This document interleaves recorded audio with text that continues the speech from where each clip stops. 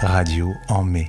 Like a wound that heals. Installez-vous, la conférence va bientôt commencer. Cuando yo me colegié hice el número 100. Ça vient de l'envie d'être sur fond de ciel en fait et d'être dans un espace commun. Puis elle raconte surtout son rêve pour l'avenir. La radio du festival, enregistrée au théâtre Dijon-Bourgogne. Bonsoir à toutes et bonsoir à tous. Ça s'en va et ça revient. C'est fait de tout petit rien, ça se chante. Ça se danse comme une chanson populaire, le théâtre. C'est comme un refrain, ça vous fait un cœur tout neuf. Ça vous poursuit en un mot que dis-je, en un mot, en 100 mots, en 1000 mots. Car c'est une péninsule de mots qui déferle à Dijon au festival Théâtre en mai. Ce soir, pour notre 5e émission, Radio en mai, Alexandre Planck, Réal et moi-même, nous avons décidé de lever nos micros comme on lève son verre et de porter un toast endiablé à ce diable de théâtre et au cœur des auteurs. Une société, une cité, une civilisation qui renonce à l'art, qui s'en éloigne au nom de la lâcheté, la fainéantise inavouée, le recul sur soi, qui s'endort sur elle-même, qui renonce au patrimoine de demain, au patrimoine en devenir pour se contenter, dans l'autosatisfaction béate, des valeurs qu'elle croit s'être forgées et dont elle se contenta d'hériter. Cette société-là renonce au risque. Elle s'éloigne de sa seule vérité. Elle oublie par avance de se construire un avenir. Elle renonce à sa force, à sa parole.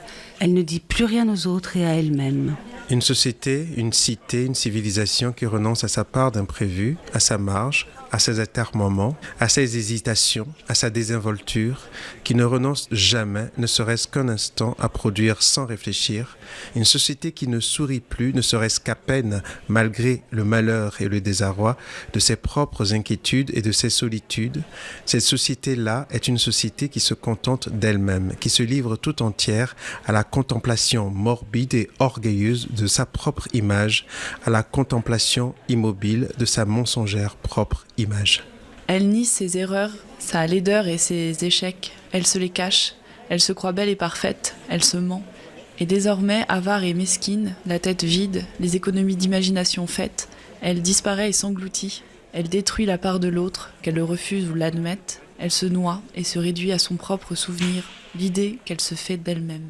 Elle est fière et triste, nourrie de son illusion. Elle croit à son rayonnement, sans suite et sans descendance, sans future histoire et sans esprit. Elle est magnifique, elle le croit puisqu'elle le dit, et reste seule à l'entendre. Elle est morte.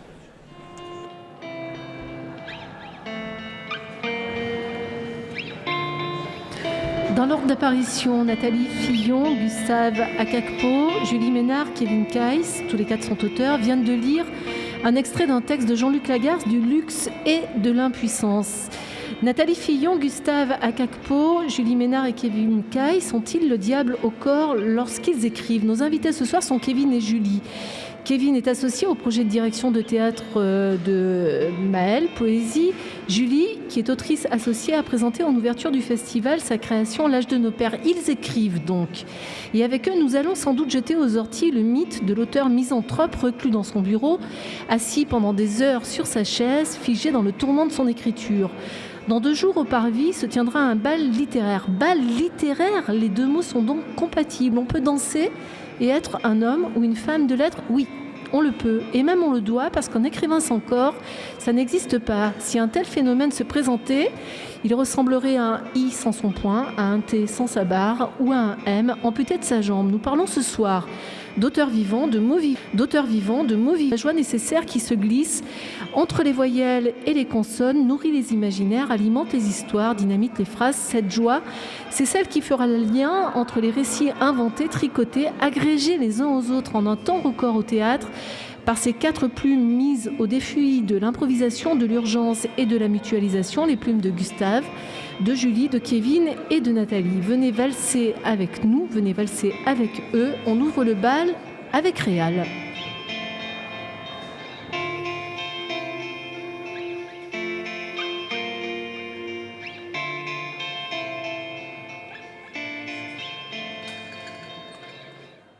Je vois l'écriture comme une femme qui m'illumine comme une flamme.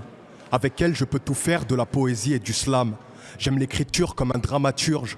Je m'amuse avec les mots comme dans la neige avec une luge. Violent comme un déluge, de l'amour c'est ce que j'ai lu. Le cœur froissé comme de la lue, j'étais méchant comme le palu. L'écriture fut ma thérapie, Moi, à l'écrit, j'extériorise et les épreuves me terrorisent. Tu es ma drogue et ma dopamine. Tu es ma femme et ma plus belle amie. J'aimerais te voir toute nue parce que je t'aime et que tu me remues. Blessure de l'âme, ça rend introverti. C'est la culture qui me divertit. Âme sensible et cœur perverti. Stylo je t'aime, amour interdit. Dans ma voiture, j'écris tard la nuit. Effet magique, ça m'apaise comme de l'huile. J'aime écrire comme Bernard Pivot. Et la prestance qu'ont les chevaux. Moi j'aime la rime comme Bustari, mais pour écrire parfois je trime.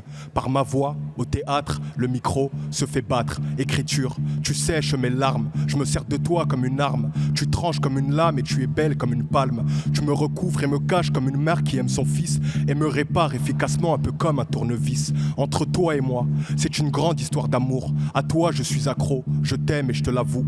Je me demande qui trahira l'autre, probablement moi, car l'être humain est imprévisible. Je me demande comment l'écriture pourrait me trahir. Jusqu'à présent, elle a toujours été fidèle, comme un chien qui aime son maître, ou comme Dieu pour les croyants. L'amour, qu'est-ce que l'amour? Si on retire quelques lettres à ce mot, on tombe sur le mot la mort. La mort, une finalité qui devrait arriver une fois notre mission accomplie.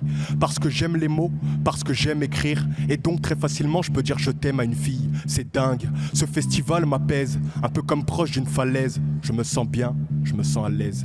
Merci. Merci beaucoup.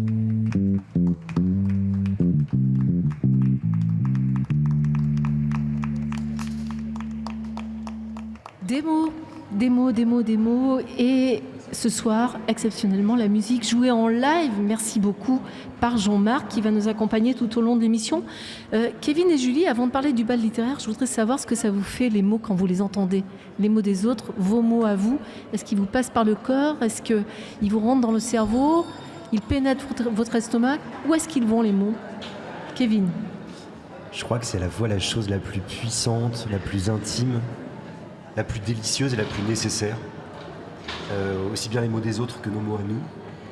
Et la chose la plus vertigineuse et la plus terrifiante, le grand effroi, je crois, des auteurs, c'est d'entendre à un moment donné ces mots donnés aux autres, entendus. Parce que quand on est auteur de théâtre ou autrice, on écrit doublement, à la fois pour la lecture silencieuse et à la fois pour la profération, pour la voix parlée, pour des corps, pour des êtres qui sont sur scène. Ce qui est très marrant, l'auditeur ne le voit pas, mais le spectateur le voit, c'est que tous les deux, et vous êtes tous les deux auteurs, vous avez les bras croisés, comme s'il fallait contenir quelque chose. Qu'est-ce que vous gardez en vous, là, Julie ? Non, mais ce que je veux dire et être au plus juste de ce que je ressens. En fait, moi, tous les mots ne me font pas quelque chose. Voilà, j'ai besoin en fait qu'il y ait quelque chose en fait pour que ça me plaise, que ça me parle, en fait quelque chose voilà qui s'adresse directement finalement assez à mon corps, en fait à ma physicalité. Et voilà, moi je suis pas forcément une très grande lectrice, je suis une grande spectatrice et j'ai besoin que les mots en fait effectivement soient percussifs. Voilà, qui fasse vraiment appel à plus quelque chose de corporel, oui. Une sensation. Alors après, voilà, qu'est-ce qui fait que des choses me parlent ou pas? En fait, c'est assez mystérieux. Mais en tout cas, quand ça se produit, c'est assez... C'est formidable, quoi. C'est magique. Ouais. Alors, on va ouvrir cette émission en parlant du bal littéraire qui a lieu donc dans 2 soirs, ici au Parvis. Ça va être la fête.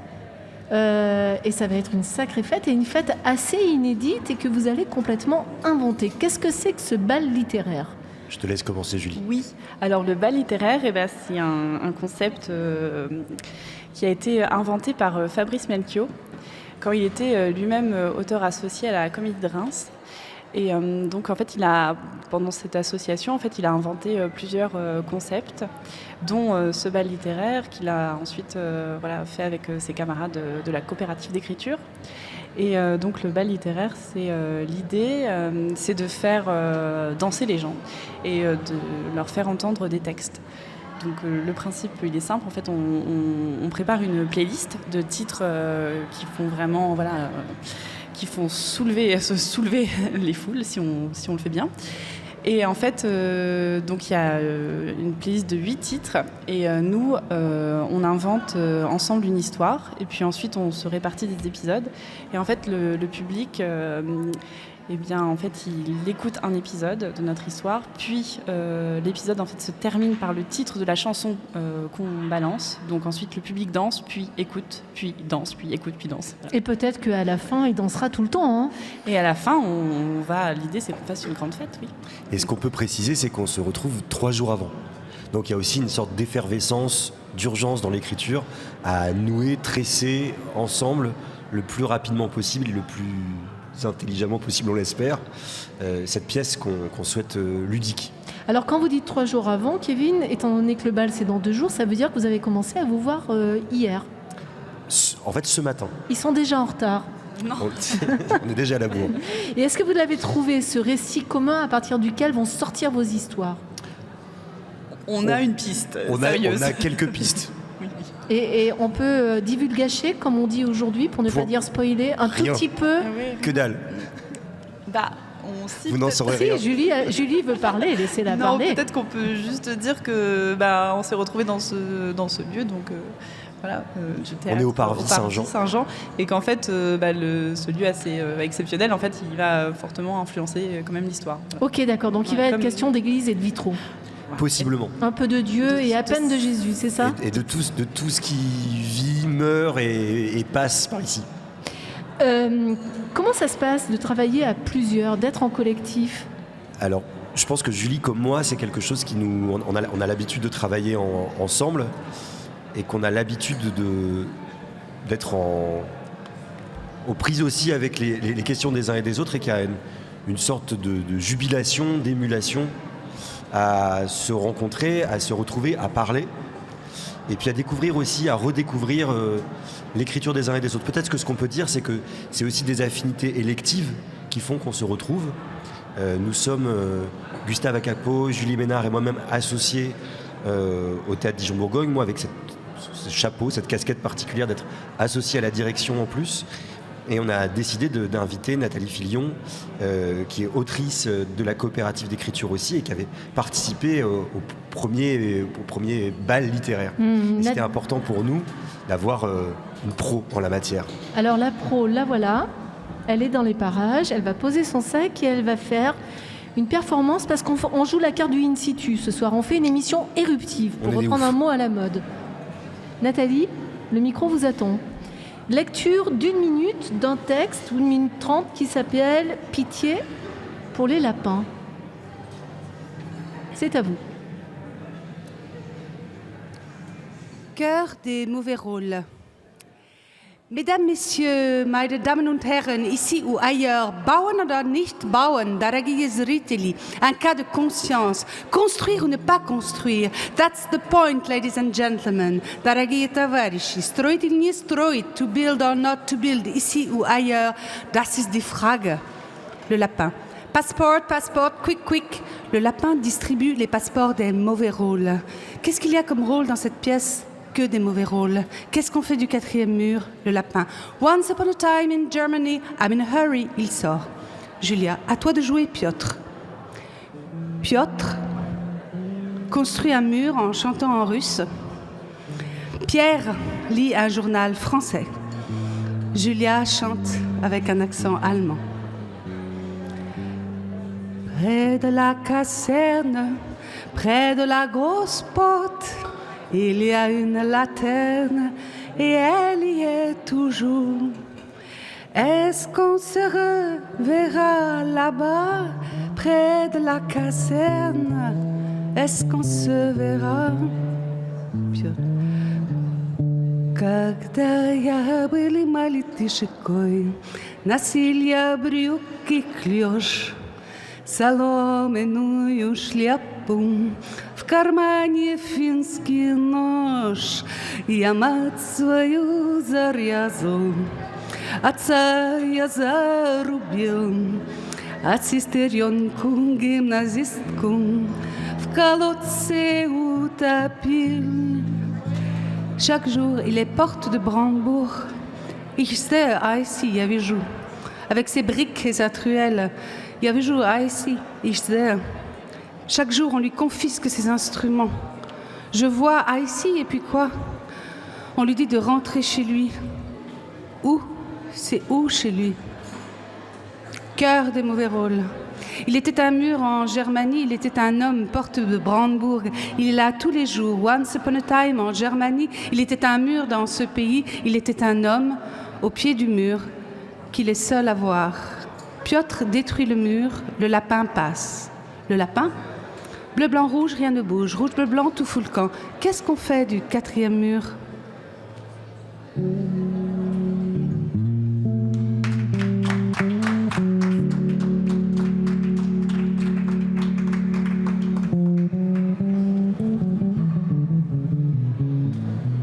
Merci beaucoup Nathalie, et comme cette émission est en relais ininterrompu, si vous pouviez aller chercher Gustave, qui sera le prochain à lire, ce serait bien, comme ça il ne sera pas trop loin des micros. En attendant, je me retourne vers Kevin et Julie. Je le disais, le corps de l'auteur, c'est pas un corps mort, c'est pas un corps inerte, on vient d'en avoir la preuve.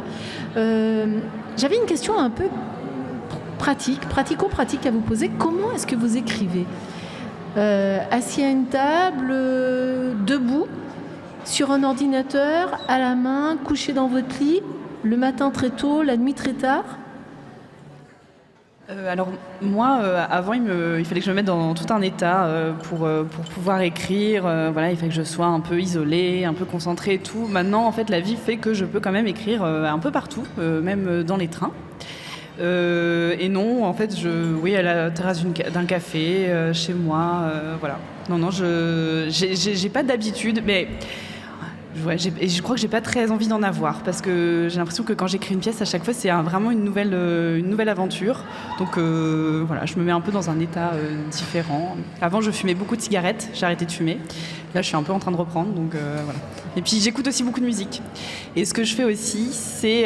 j'ai de la chance parce que je vis entourée d'amis dans un immeuble, voilà, et en fait, qui, pour la plupart, sont comédiens. Donc, ce que j'aime bien faire, c'est les faire venir pour les entendre lire un peu des morceaux de texte. Ouais, faire que le texte passe par la voix, le corps, la profération de l'acteur. Hein. Voilà. Et vous, Kevin ? Moi, ma réponse, je pense que c'est un peu comme Julie. Il y a eu un moment où je me disais qu'il fallait un rituel ou des rituels. Le seul rituel que je tiens, c'est de me lever très tôt et d'écrire dès que je le peux. La vie fait qu'on n'a pas tout le temps les plages qu'on décide et qu'effectivement, je crois que la chose la plus importante, c'est qu'on peut écrire partout. On a vraiment cette grande chance-là. Moi, j'écris beaucoup dans ma tête avant de devoir l'écrire à l'ordinateur ou de l'écrire à la main. C'est beaucoup de choses que je tisse ou que je tresse. Et après, comme Julie aussi, je crois que j'ai un rapide besoin de voir ou d'entendre comment ça sonne. Et j'ai la chance de vivre avec une comédienne et de pouvoir l'avoir sous la main dans ces cas-là. Alors, on va entrer dans le dur de cette émission. Je voudrais savoir si vous vivez de votre plume. Si un auteur de théâtre aujourd'hui, il vit de son écriture, ou si vous êtes obligé, et je pense que c'est le cas, de travailler par ailleurs dans l'enseignement, ou de travailler dans la mise en scène, ou d'occuper d'autres postes dans les théâtres. Moi, je peux répondre d'abord. Je pense que d'abord, il n'y a pas de statut d'auteur en France. Ça n'existe pas. C'est une fonction, certes. Les auteurs ne sont pas intermittents du spectacle. Les auteurs de théâtre, ce sont les seuls à travailler en permanence dans les théâtres sans être intermittents. Et donc, c'est une sorte de statut un peu interlope. On est là sans être là. Personne ne sait vraiment ce qu'on fait. Personne ne sait vraiment le temps que ça prend de le faire. Et on a toujours la sensation que finalement, on est un peu des usurpateurs ou des usurpatrices d'un statut qu'on ne devrait pas vraiment avoir.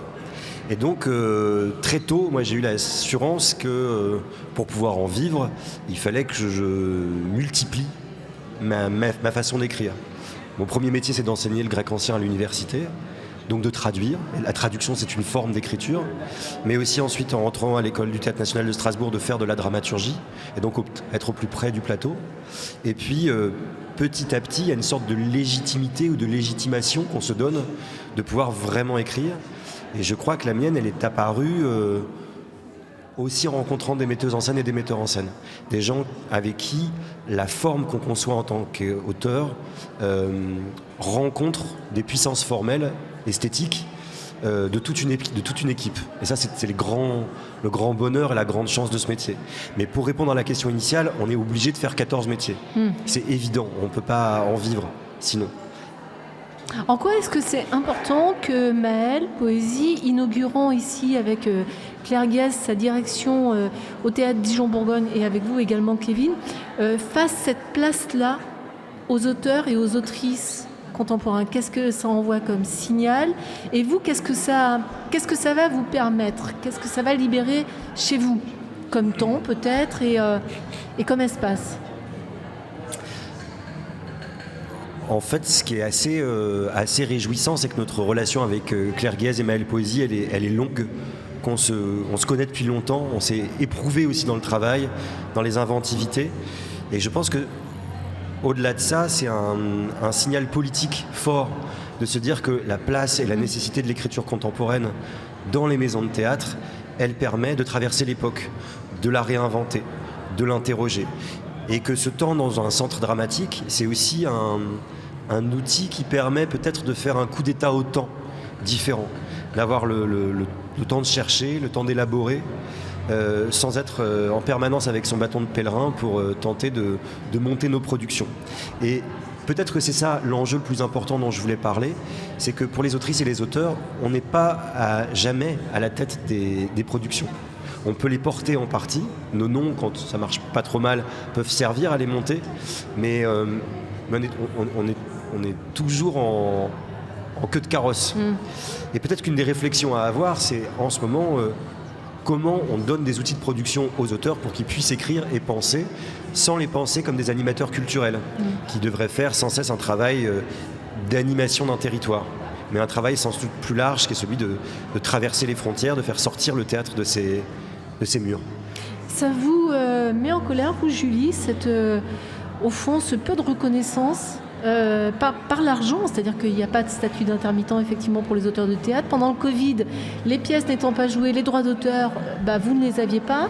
Vous avez, je pense, eu des compensations comme les autres artistes, mais certainement pas au niveau des pertes. Et qu'est-ce que ça génère chez vous? Cette situation tout de même aberrante que vivent les auteurs de théâtre français. Oui, moi ce qui me met en colère effectivement, c'est on a tous les deux avec Kevin participé aux états généraux des écrivains et écrivaines de théâtre suite à un article qui était paru sur l'auteur de théâtre est-il mort? Non, on n'est pas mort. En fait, on est quand même assez nombreux et voilà, assez vivants. Et effectivement, moi ce qui me met en colère aussi, c'est aussi quand je vois des fois le manque aussi des fois de programmation des écritures contemporaines en fait, voilà, de cette place-là. Et aussi maintenant, nous c'est plus tout à fait notre cas, mais aussi j'ai l'impression qu'il y a vraiment quelque chose à faire aussi, mais il faudrait aussi que nous on prenne notre part sur qu'est-ce qu'on fait aussi, comment est-ce qu'on aide aussi les très jeunes auteurs. Voilà. Moi j'ai l'impression qu'on est vraiment un pays où quand on écrit une première pièce à 20 ans, à 25 ans, en fait il n'y a pas du tout il y a rien en fait, il n'y a pas de soutien, voilà, les gens ils sont un peu laissés dans la nature aussi, comme si être jeune c'était quelque chose d'un peu une espèce de faiblesse en fait, alors que moi je pense qu'on aurait vraiment, ça serait super en fait qu'on puisse les encourager, les porter, parce qu'il y a des écritures qui sont écritures qui sont très très prometteuses, même très jeunes, voilà. Ouais. Alors, un auteur vivant, voici un de plus dans Radio Amé. Il s'appelle Gustave Akakpo et son texte s'intitule Credo. Je crois que le soleil tourne autour de la terre, que la terre tourne autour du soleil, et que toutes ces rondes sont une farce où les deux astres nous convient à habiter le doute, comme le conteur qui termine son conte par « C'est avec cette histoire comment enjôler et qu'à mon tour je vous enjôle ». Je crois que la souffrance existe, mais que la misère peut être vaincue. Je ne crois pas que la culture soit la clé de qui, d'un coup de poing magique sur les i, enverra le terrorisme au tapis. Je crois que la sécurité sans l'éducation et la culture est une misère qui fait la fortune des marchands d'armes et la ruine des nations. Je crois que l'art et la culture m'ont sauvé d'une haine colère contre la France qui, monstres fabriqués, bras armés, pillages imposés, guerres éclatées, falsifications, a pris, prendra, j'espère pas toujours, de ma terre d'Afrique ses richesses pour son usage. Je crois qu'Ateb Yassine, quand il dit « on ne peut pas aliéner un peuple par la culture n'est pas aliénante ». Je crois comme lui que la langue française est mon butin de guerre, qu'elle a une tour de Babel dont je suis copropriétaire, une bibliothèque où je bois aux sources des 4 coins du monde. qui allie plusieurs cultures, s'aménage différentes manières d'être. Je crois que quelle que soit la longueur de la nuit, le jour vient, que la nuit est parsemée d'étoiles et que je suis parfois dans la lune. Je crois que l'art est un vaillant exercice de lucidité, qu'il débusque l'évidence, qu'il exorcise les volcans. Je crois qu'il y a des artistes qui enterrent l'art, des politiciens qui enterrent la politique, des démocrates qui enterrent la démocratie, des républicains qui enterrent la république, des socialistes qui enterrent le social, des jeunes qui enterrent la sagesse, la jeunesse, des sages qui enterrent la sagesse, des assureurs qui enterrent l'assurance, des croyants qui enterrent la foi, des croque-morts qui enterrent des croque-morts. Je crois qu'il y en a aussi qui suscitent, ressuscitent, réveillent. Je crois qu'on entre dans la vie par la mort et qu'on en sort de même.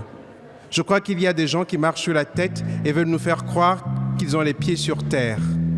Je ne crois pas au choc des civilisations, ni en leur guerre, ni leur dialogue.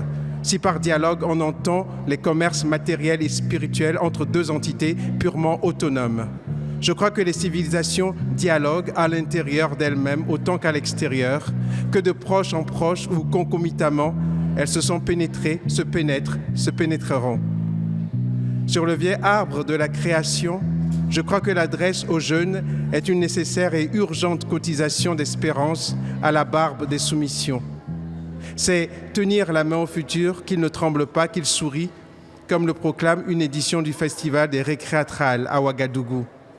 Quand j'écris, avec en tête des jeunes lecteurs, spectateurs, acteurs, je crois qu'avec eux, je crois.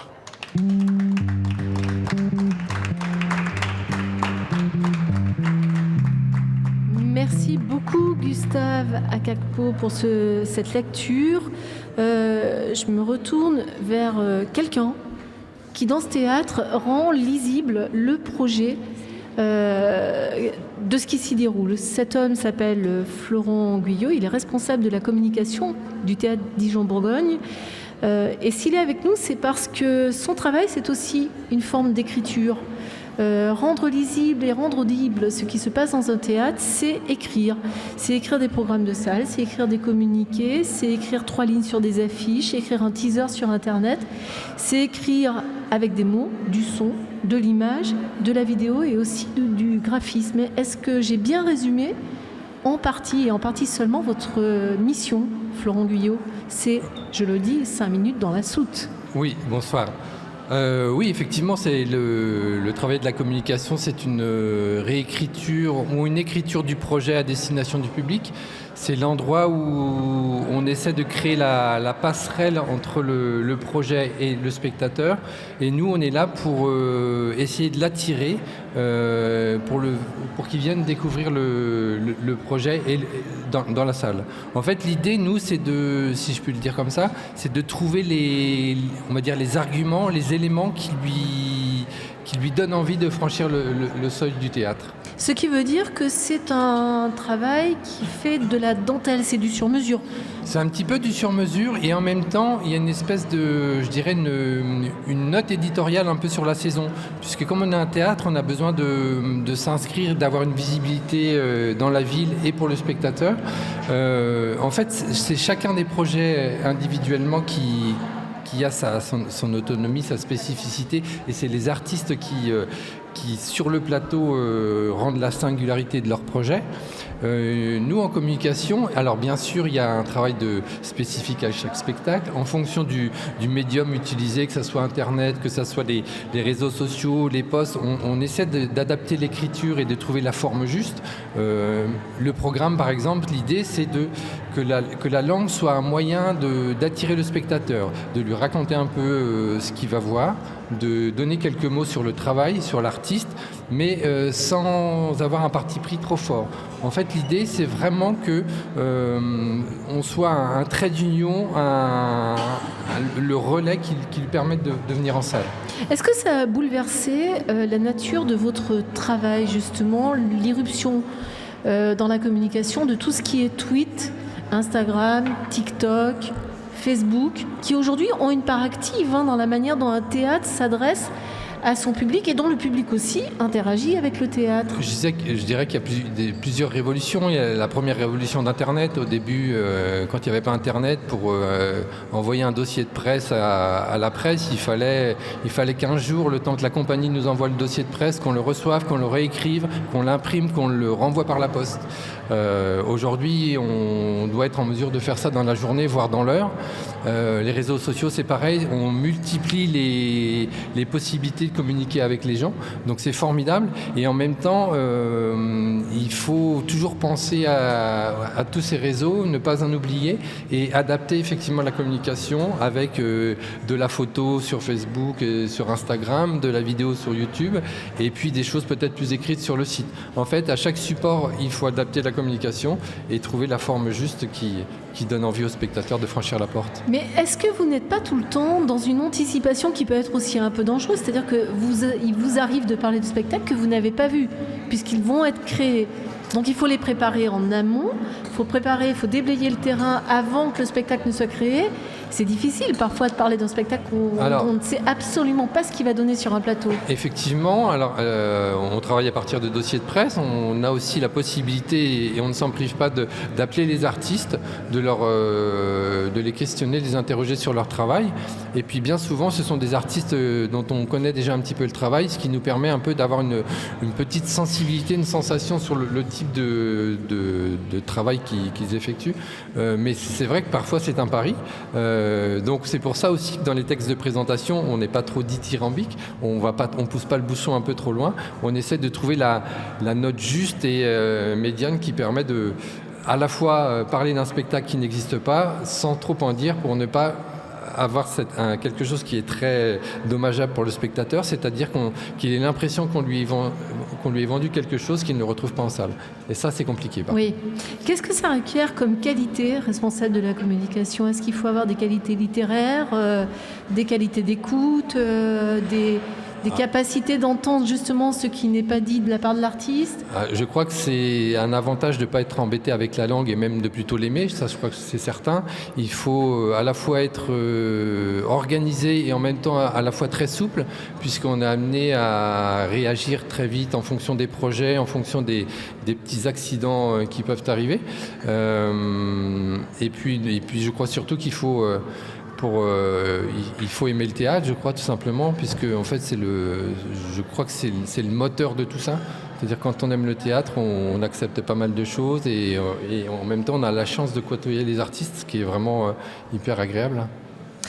La journée type de Florent Guyot ? La journée type de Florent Guyot, c'est à 9h, je dépose ma fille à la crèche. Après, je regarde mes mails pour voir si j'ai pas eu d'urgence auquel je dois répondre dans l'heure ou la demi-heure. Et après, je fais un point avec mon grand ami, qui est le rétro-planning, pour voir toutes les obligations et toutes les publications ou tous les BAT qui doivent arriver. Et quand j'ai un petit peu de chance, j'ai le temps de me projeter un petit peu dans l'avenir. Et sinon, je dois faire face aux urgences qui arrivent des autres services. C'est du temps présent tout le temps, quoi. C'est du temps présent en essayant de prendre un peu de recul pour pouvoir essayer de se projeter un petit peu, pour pouvoir imaginer des choses et pas être simplement dans la réaction et dans le faire parce qu'il faut faire, mais d'essayer de prendre un peu de plaisir, de pouvoir organiser aussi des choses. Par exemple, quand on a des résidences, imaginer quel type d'interview, de petits sujets on pourrait faire pour aussi se faire plaisir et essayer d'apporter un plus aux spectateurs. Eh ben nous aussi, on va continuer à être dans le temps présent, même si, comme disait Thiago Rodriguez dans son texte « Le cœur des amants », nous avons aussi le temps. En tout cas, nous prenons le temps d'écouter Julie Ménard. C'est à son tour de lire et elle lit un extrait de son texte qui s'intitule « Plus belle la vire ». C'est un texte que j'ai coécrit avec Jérémy Fabre. Et en fait, ce texte-là, donc, c'est un homme qui parle à son bébé. Tu me juges, je le vois bien.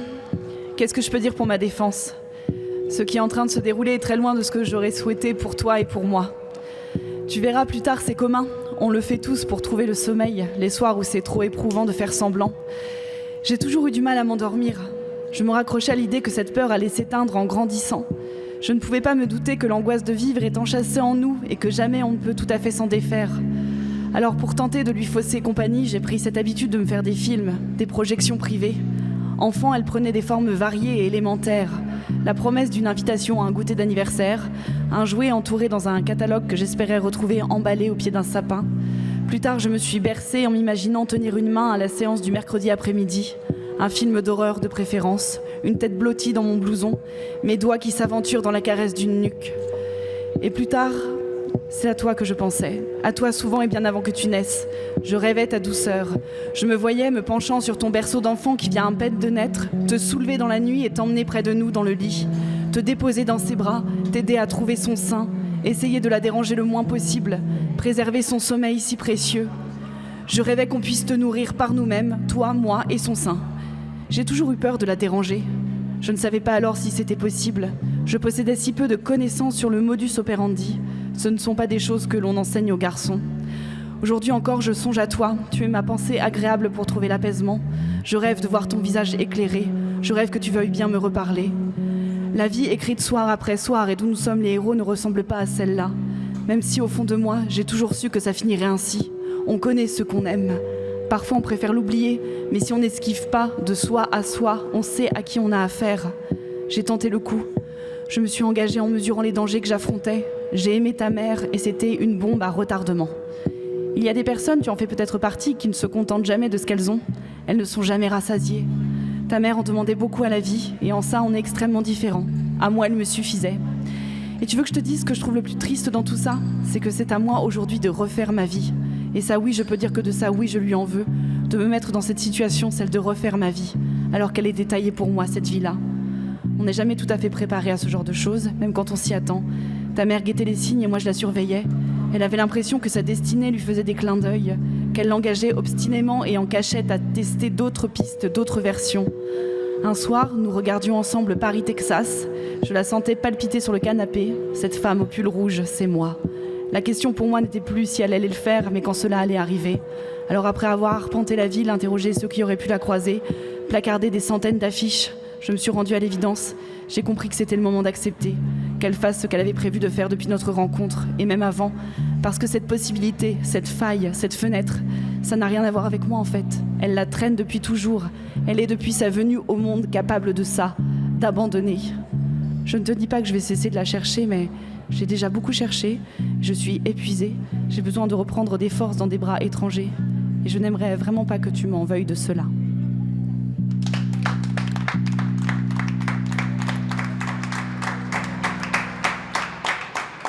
Lecture de Julie Ménard est toujours avec les improvisations, parce qu'il s'agit réellement d'improvisation, de Jean-Marc qui est très à l'écoute. C'est aussi un travail d'écoute, ce qui est en train de se passer ce soir. Je voulais qu'on parle de la matière de l'écriture, mais là on entend, à travers les textes qui nous sont parvenus, on entend ce que c'est que la chair d'une écriture. Qu'est-ce que, selon vous, l'écriture doit faire au théâtre? Et quand je dis qu'est-ce qu'elle doit faire, c'est quelle est la mission de l'écriture contemporaine? Est-ce qu'elle est là pour bousculer le théâtre, pour obliger le metteur en scène à trouver des solutions et à résoudre des problèmes? Est-ce qu'elle est là pour porter l'acteur dans d'autres espaces et d'autres modes de jeu? À quoi ça sert l'écriture contemporaine par rapport au théâtre? Julie. Nous, j'ai l'impression avec Kevin qu'on est plutôt que de poser des défis à la mise en scène, qu'on est plutôt à écrire avec et pour, en collaboration et pour des acteurs aussi, parce qu'on vient tous les deux du plateau. On a une formation aussi, voilà. Donc je pense qu'aussi c'est un peu ça qui se passe aussi dans notre, je sais pas si c'est tout à fait générationnel, mais en fait il y a beaucoup aussi d'acteurs qui ont cette formation-là, en fait, d'auteurs qui ont cette formation-là, d'acteurs, d'actrices, de metteurs en scène. Et voilà, après, qu'est-ce que ça fait ? En fait, moi j'ai l'impression, en tout cas moi, ma quête comme autrice, c'est que, un peu ce que je disais tout à l'heure, mais c'est en fait, c'est pas de faire des mystères en fait, et que l'écriture soit une énigme ni pour le metteur en scène ni pour le spectateur. En fait, moi, j'ai vraiment envie que quand j'écrive, en fait, que la phrase elle puisse en fait se déployer, qu'elle soit limpide en fait, et qu'elle provoque une image assez rapidement. Voilà, pour le spectateur, d'être assez clair en fait dans ce que Je vous posais cette question parce qu'il me semble que quelqu'un, mais bon, maintenant il est de notre siècle, mais Samuel Beckett a posé des soucis aux metteurs en scène, a posé des soucis aux acteurs, et qu'il a bien fallu que les metteurs en scène et les acteurs se prennent par la main pour résoudre ces problèmes au plateau. Et c'est très constructif. C'est pour ça que je posais la question. Oui. Mais peut-être qu'on n'en est plus là, effectivement. Non, c'est une excellente question parce que ce que vous évoquez, ça pose... En fait, ça pose le cadre d'une écriture qui serait une écriture au préalable. Et je pense qu'à l'heure actuelle, les écritures théâtrales, elles sont multiples. C'est-à-dire qu'il y a évidemment, comme vous le nommez, des autrices et des auteurs, nous-mêmes d'ailleurs, qui prenons un temps en amont, qui écrivons une pièce. Et puis, il y a aussi d'autres cas de figure où on écrit juste à côté du plateau. Une chose qu'on pourrait nommer qui me semble importante, c'est que peut-être que la dernière séquence théâtrale, il y a une quinzaine d'années, a été le lieu de ce qu'on a pu appeler les écritures de plateau. Ces fameuses écritures où les acteurs et les actrices, en scène, inventaient le texte, le figeaient et le reproduisaient. Et peut-être apparaît une nouvelle séquence qui serait celle des auteurs et des autrices à côté du plateau. Mais comme Molière a pu être à côté du plateau et Marivaux à côté et surplombant le plateau aussi. C'est-à-dire que j'ai l'impression que les écritures fortes, c'est aussi des rencontres avec des théâtralités. Je pourrais vous donner l'exemple de Coltès, par exemple. Coltès sans Chéreau, je ne sais pas quel type d'auteur ça aurait développé. C'est un débat qu'on ne va pas ouvrir ici, mais on pourrait qui est un vrai débat. En fait, ce qui est intéressant, c'est qu'il y a une confrontation entre des esthétiques, entre des mobilités, des motifs d'écriture, et que, effectivement, si je réponds après, ensuite, pour moi je crois que mon souci dans l'écriture, c'est d'abord d'écrire des pièces que je ne vois pas ou des récits qui m'ont manqué quand je me construisais dans l'enfance, dans l'adolescence, et que finalement, assez tardivement, j'ai eu la chance d'aller au théâtre et de me rendre compte que rien ne parlait vraiment de ma vie, de celle de mes parents, ni des diasporas, ni des passages de frontières, ni de la capacité à s'aimer autrement, à réinventer finalement des modes d'être, des modalités d'existence. Et mon souci d'écriture, ça a toujours été celui-ci. Et de donner à voir et à entendre sur le plateau d'autres corps, d'autres histoires, d'autres générations. Est-ce que vous n'avez pas l'impression que justement le récit fait son retour dans l'écriture théâtrale ? Il y a eu des passages de l'écriture contemporaine où on était dans la déconstruction, l'atomisation, la disparition du personnage, la disparition de la linéarité, la disparition de l'histoire elle-même. Il n'y avait plus d'histoire, il y avait des situations, des états de présence. Et là, il me semble quand même qu'il y a un retour au récit qui est peut-être un écho à ce monde complètement atomisé dans lequel nous vivons. Ce monde mondialisé qui nous échappe par tous les bouts. Donc le récit reprend la main au théâtre, reprendrait la main au théâtre. Ce qui est certain, c'est que vous avez raison, depuis Lehmann et le théâtre postmoderne, etc., en fait, il y a le post-dramatique a fait exploser l'idée du personnage, de la narration, d'une histoire qu'on raconte. Et que très possiblement, moi je vois en ce moment qu'il y aurait peut-être deux courants qui émergent, des théâtres qu'on pourrait nommer des théâtres du réel, qui plantent leur écriture et leurs engagements dans comment on parle de l'époque, et de qui on parle, et quelles nouvelles histoires, quelles nouvelles formes narratives on peut faire émerger, et qui sont des fois très proches d'un théâtre qu'on pourrait nommer un théâtre de témoignage, en tout cas un jeu entre qu'est-ce qu'est le vrai, qu'est-ce qu'est le faux, qu'est-ce qu'est la fiction, qu'est-ce qu'est le vraisemblable, ce qui n'interdit pas du tout des grandes fictions, des grandes épopées.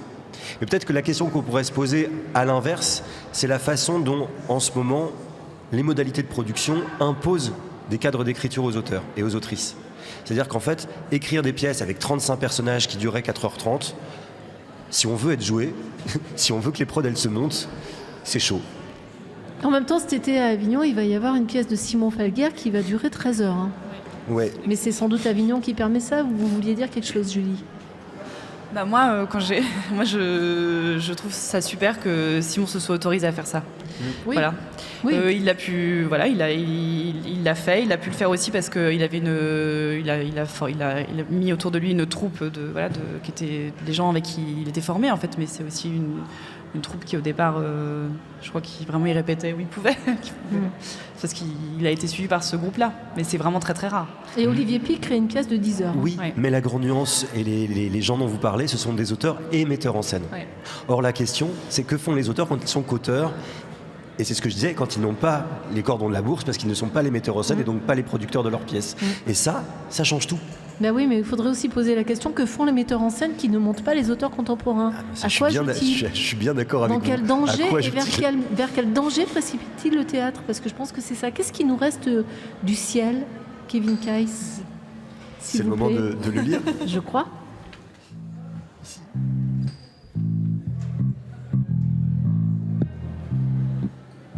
Faut partir.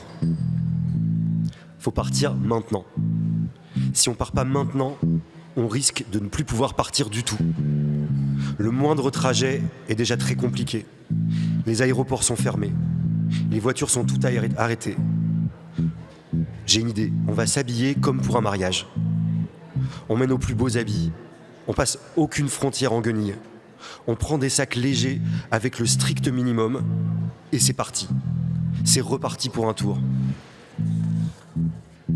On marche et on sourit, comme si on allait à un mariage à pied. Comme si on allait à un mariage en dehors de la ville, un mariage à l'aube, avec l'océan tout au bout. Ne craignez rien. Au moindre problème, au moindre contrôle, je sors mon violon. Aucun barrage ne résiste à une sonate de Bach ou à un été de Vivaldi. Les bons violonistes sont doués d'un pouvoir hors du commun. Vous savez ce qu'on disait chez moi, là-bas, d'un bon violoniste? Qu'il peut faire fuir la peste. Si vous voulez pas écouter cette histoire, c'est pas la peine de gâcher le plaisir des autres. C'est la vérité. J'ai connu des cas avérés. Les médecins posaient le pied dans le village pestiféré et paf, terrassés. Ils se contorsionnaient, ils tombaient raides. En désespoir de cause, on réunissait les violonistes les plus talentueux et les plus courageux des alentours et on les envoyait jouer dans le village.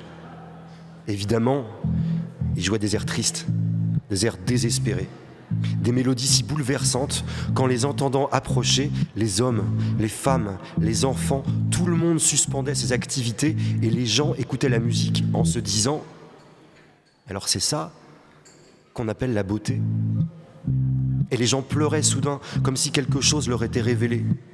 Et les musiciens se regardaient avec une infinie tendresse, et ils marchaient en direction du village infesté. Et la peste elle-même suspendait ses activités. Elle tournait son visage monstrueux en direction de la musique.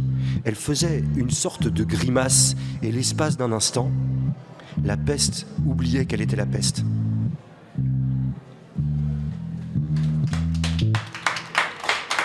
Vous voyez, Kevin et Julie, je crois que si on ne savait pas à peu près ce qui nous attend dans 2 jours, on vient de le comprendre grâce à vous 4 et vos lectures, parce que d'une certaine manière, vous dansez vos mots quand vous les dites, et vous les dansez sans doute aussi quand vous écrivez. Est-ce que c'est vrai ou pas?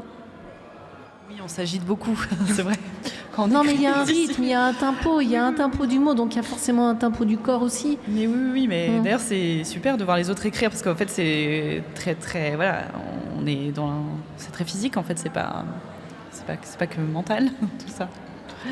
Tout à l'heure, on a lu en introduction un texte de Jean-Luc Lagarce, et je pense que Lagarce, très certainement comme Duras, c'est des gens qui changent le monde parce que leur rythme, leur langue fait exploser le rapport au réel, le reformule. Et je crois que le grand travail des auteurs, il est double. C'est à la fois de trouver une langue, pour moi par exemple, c'est d'essayer de trouver la langue étrangère dans la langue maternelle. Et mes influences sont faites de plusieurs langues étrangères. Et peut-être que l'autre chose qui est compliquée, c'est de structurer une pièce. C'est pas simplement d'écrire une jolie page, c'est de voir comment, nouant les éléments les uns aux autres, ça trace de façon misérable et intime, comme disait Jean-Luc Lagarce, notre monde. Julie ? Je sais pas si je peux réussir à faire mieux là. Alors nous, hier pour l'émission que nous avons enregistrée avec David Geselson, nous sommes heurtés à un refus catégorique. On n'a pas réussi à savoir quelle était la fin de Scarface. Je vais reposer la question. Pouvons-nous avoir un petit spoil du texte et du récit que vous êtes en train d'écrire? Peut-être que ce qui nous influence le plus, c'est le lieu. Ça, vous nous l'avez dit. Voilà. Mais, on attend une petite indication de plus. Une petite indication de plus. Possiblement le fait que nous sommes dans une église désacralisée, qui est devenue un théâtre, et que les églises, comme les théâtres, ce sont des asiles. Oui. Voilà. Il y aura peut-être... Petit point de suspension. Voilà. Ce qu'on peut dire. Eh bien, je vous remercie. Tous les deux et tous les quatre. J'associe Nathalie et Gustave, évidemment, à cette émission. On sera là à danser avec vous, Julie et Kevin. Et je crois que Réal ne sera pas le dernier. Mais pour l'heure, c'est l'heure de son final.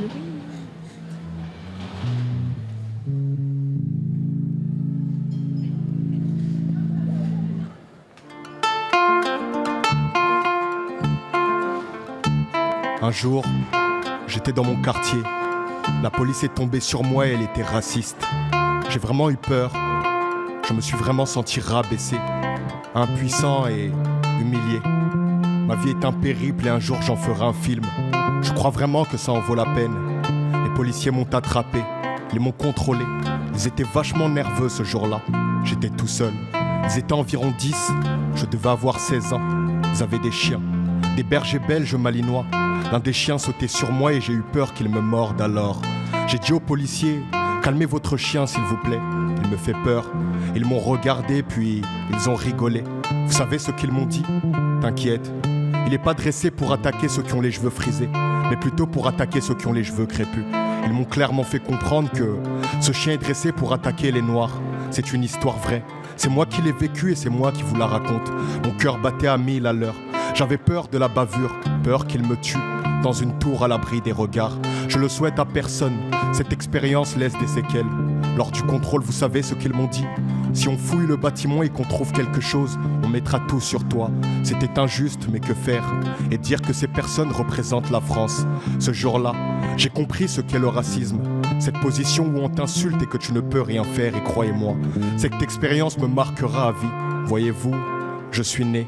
Je n'étais qu'un simple innocent, et si je savais que je vivrais ça, j'aurais renoncé à venir au monde. Je crois qu'il est bon d'entendre ce genre d'histoires, car elles existent, et bien plus qu'on ne le pense. N'est-ce pas plus simple d'aimer tout le monde ? N'est-ce pas plus simple de faire à l'autre ce qu'on aimerait qu'on nous fasse ? Parfois, j'ai envie de quitter ce monde, lorsque je vois des méchants qui font subir ce genre de choses aux autres. J'aurais pu porter plainte, mais qui m'aurait cru ? Croyez-moi que personne ne m'aurait cru. Je crois qu'il faut beaucoup plus de Nina Simone, beaucoup plus d'Assa Traoré et beaucoup plus d'amour dans ce monde car les gens seront... Car plus les gens seront blessés, plus ils seront méchants. Et j'ai été très méchant à un moment de ma vie. Je n'étais qu'un homme blessé, touché par la blessure de l'injustice, touché par la blessure de l'abandon. C'est pour ça que mes textes sont forts, c'est pour ça que mes textes font pleurer. Car j'ai tant souffert, car j'ai tant pleuré moi-même. Je croyais être maudit, mais en fait non. Tous mes calvaires feront ma grande histoire, car oui, je veux partager mon histoire au monde. L'histoire d'un jeune noir meurtri, qui s'est accroché à ses rêves et qui a su s'en sortir. Ce n'est plus moi, mais c'est mes tripes qui parlent. Pour écrire ce genre de texte, on ne peut que le faire avec ses tripes. Qui que tu sois, sache que je t'aime. Où que tu sois, sache que je t'aime. Plus d'amour dans ce monde, je vous en supplie. Et dans ce festival, je vois cet amour. Rendez-vous demain à 21h. Merci beaucoup. Merci.